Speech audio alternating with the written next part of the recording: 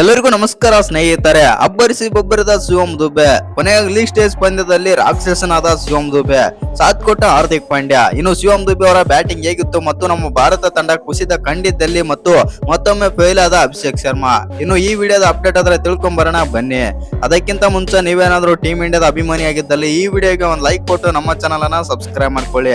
ಯಾಕಂತಂದ್ರೆ ಎಲ್ಲ world cup ನ ಅಪ್ಡೇಟ್ಸ್ ಆದ್ರೆ ಕೊಡ್ತಾ ಇರ್ತೀನಿ. ಆ ಕಾರಣದಿಂದಾಗಿ ಚಾನಲ್ಗೊಂದು ಸಬ್ಸ್ಕ್ರೈಬ್ ಮಾಡ್ಕೊಳ್ಳೋದು ಮರಿಬೇಡಿ.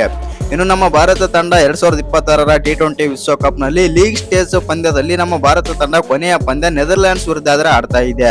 ಇನ್ನು ಈ ಪಂದ್ಯ ಬಂದ್ಬಿಟ್ಟು ನರೇಂದ್ರ ಮೋದಿ ಸ್ಟೇಡಿಯಂ ಅಹಮದಾಬಾದ್ ನಲ್ಲಿ ಆದ್ರೆ ನಡೆಯುತ್ತೆ ಅಂತಾನೆ ಹೇಳ್ಬೋದು.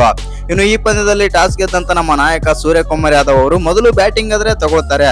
ನಮ್ಮ ಭಾರತ ತಂಡ ಈ ರೀತಿ ಟಾಸ್ ಗೆದ್ದು ಮೊದಲು ಬ್ಯಾಟಿಂಗ್ ತಗೊಂಡಿದೆ ಅಂತಂದ್ರೆ ನಾವೆಲ್ಲರೂ ಅನ್ಕೊಂಡಿದ್ವಿ ಫುಲ್ ಎಲ್ಲ ಸೆಟ್ ಆಗಿ ಬಂದಿದ್ದಾರೆ ಮತ್ತು ಮೈಂಡ್ ಸೆಟ್ ಮೇಲೆ ಬಂದಿದ್ದಾರೆ. ಆ ಕಾರಣದಿಂದಾಗಿ 250 ಇವತ್ತು 300 ಕೂಡ ಬರುತ್ತೆ ಅಂತ ಅಂದ್ಕೊಂಡಿದ್ದೇವೆ. ಆದ್ರೆ ಅಲ್ಲಿ ಆಗಿದ್ದೇ ಬೇರೆ ಅಂತಾನೆ ಹೇಳ್ಬೋದು. ಹೌದು ಸ್ನೇಹಿತರೆ, ಅಭಿಷೇಕ್ ಶರ್ಮಾ ಇವತ್ತು ಮತ್ತೊಮ್ಮೆ 0ಗೆ ಔಟ್ ಆಗ್ತಾರೆ ಮತ್ತು ಕೆಟ್ಟ ದಾಖಲೆಯನ್ನು ಕೂಡ ಬರೀತಾರೆ. ಇನ್ನು ಅಭಿಷೇಕ್ ಶರ್ಮಾ ಅವರು ಇವತ್ತಿನ ಪಂದ್ಯದಲ್ಲಿ 3 ಬಾಲ್ ಆಡಿ 0 ರನ್ಗೆ ಔಟ್ ಆಗುವ ಮೂಲಕ ಕೆಟ್ಟ ದಾಖಲೆಯನ್ನಾದ್ರೆ ಬರೀತಾರೆ ಅಂತಾನೆ ಹೇಳ್ಬೋದು. ಹೌದು ಸ್ನೇಹಿತರೆ, ನಮ್ಮ ಟೀಮ್ ಇಂಡಿಯಾದ ಪರ ಕೆಟ್ಟ ದಾಖಲೆ ಬರೆದ ಮೊದಲನೇ ಬ್ಯಾಟರ್ ಇವರು.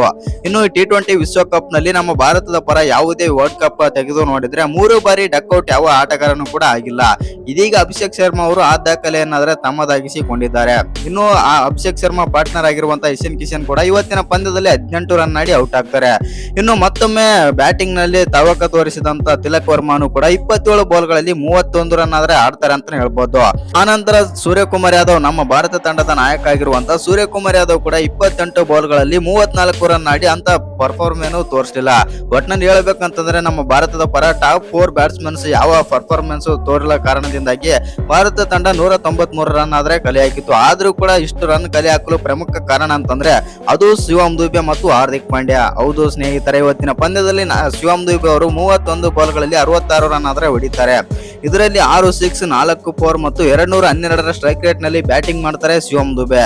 ಇನ್ನು ಹಾರ್ದಿಕ್ ಪಾಂಡ್ಯನು ಕೂಡ ಇವತ್ತಿನ ಪಂದ್ಯದಲ್ಲಿ 21 ಬಾಲ್ಗಳಲ್ಲಿ 30 ರನ್ ಆದ್ರೆ ಆಡ್ತಾರೆ. ಇನ್ನು 3 6 ಆದ್ರೆ ಹೊಡಿತಾರೆ ಪಾಂಡ್ಯ. ಇನ್ನು ಇವತ್ತಿನ ಪಂದ್ಯದಲ್ಲಿ ಶಿವಂ ದುಬೆ, ಹಾರ್ದಿಕ್ ಪಾಂಡ್ಯ ಅವರ ಆರ್ಭಾಟದಿಂದ ನಮ್ಮ ಭಾರತ ತಂಡ 193 ರನ್ ಆದ್ರೆ ಹೊಡಿತಾರೆ. ಒಂದು ಹಂತದಲ್ಲಿ 193 ಬರೋದು ಕೂಡ ಕಷ್ಟ ಆಗಿತ್ತಂತಾನೆ ಹೇಳ್ಬೋದು.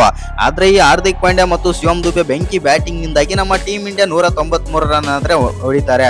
ಇಲ್ಲಿ ಒಂದೇನಂತಂದ್ರೆ ನಮ್ಮ ಟಾಪ್ 4 ಬ್ಯಾಟ್ಸ್ಮನ್ ಕೂಡ ಕೈ ಕೊಟ್ಟರು. ನಮ್ಮ ಜೊತೆಲಿ ಸ್ಟ್ರಾಂಗ್ ಆಗಿದೆ ಬ್ಯಾಟಿಂಗ್ ನಮ್ಮ ಭಾರತ ತಂಡದಂತ ಮತ್ತೊಮ್ಮೆ ಪ್ರೂವ್ ಆಯಿತು. ಆನಂತರ ರಿಂಕು ಸಿಂಗ್ ಕೂಡ 1 6 ಆದ್ರೆ ಹೊಡಿತಾರೆ ಕೊನೆಯಲ್ಲಿ ಬಂದು.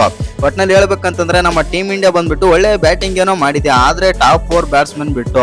ಇನ್ನು ಇವತ್ತಿನ ಪಂದ್ಯದಲ್ಲಿ ಇಶಾನ್ ಕಿಶನ್, ತಿಲಕ್ ವರ್ಮಾ, ಅಭಿಷೇಕ್ ಶರ್ಮಾ ಮತ್ತು ಸೂರ್ಯಕುಮಾರ್ ಯಾದವ್, ನಾಯಕ ಸೂರ್ಯಕುಮಾರ್ ಯಾದವ್ ಅವರು 4 ಜನನು ಕೂಡ ಅಂತ ಹೇಳ್ಕೊಳ್ಳುವಂತ ಪರ್ಫಾರ್ಮೆನ್ಸ್ ಮಾಡಲಿಲ್ಲ. ಹೌದು, ಅಭಿಷೇಕ್ ಶರ್ಮಾ ಅವರು ಇವತ್ತು ಮತ್ತೊಮ್ಮೆ ಡಕ್ ಆಗಿದ್ದಾರೆ ಮತ್ತು ಇನ್ನು ಸೂಪರ್ ಎಂಟಲ್ಲಿ ಅದ್ಭುತವಾಗಿ ಕಮ್ ಬ್ಯಾಕ್ ಮಾಡ್ತಾರೆ ಅಭಿಷೇಕ್ ಶರ್ಮಾ ಅಂತ ಅಂದುಕೊಂಡಿದ್ದೇವೆ. ಒಟ್ನಲ್ಲಿ ನಮ್ಮ ಟೀಮ್ ಇಂಡಿಯಾ ಬಂದ್ಬಿಟ್ಟು ನೆದರ್ಲ್ಯಾಂಡ್ಸ್ ವಿರುದ್ಧ ಗೆದ್ದಿದೆ ಮತ್ತು ಒಂದು ಒಳ್ಳೆ ರೋಚಕ ಗೆಲುವು ಅಂತಾನೆ ಹೇಳ್ಬೋದು. ಇನ್ನು ಈ ವಿಡಿಯೋ ಇಷ್ಟ ಆಗಿದ್ರೆ ಒಂದು ಲೈಕ್ ಮಾಡಿ, ಶೇರ್ ಮಾಡಿ. ಹಾಗೆ ಇನ್ನು ಯಾರ್ಯಾರು ಚಾನಲ್ಗೆ ಸಬ್ಸ್ಕ್ರೈಬ್ ಮಾಡ್ಕೊಂಡಿಲ್ಲ ಸಬ್ಸ್ಕ್ರೈಬ್ ಮಾಡ್ಕೊಂಡು ಬೆಲ್ ಐಕನ್ ಅನ್ನ ಆಲ್ ಇಟ್ಕೊಳ್ಳಿ. ಹಾಗೆ ಮರಿದೆ ವಿಡಿಯೋಗೊಂದು ಲೈಕ್ ಕೊಡೋದನ್ನ ಕೂಡ ಮರಿಬೇಡಿ.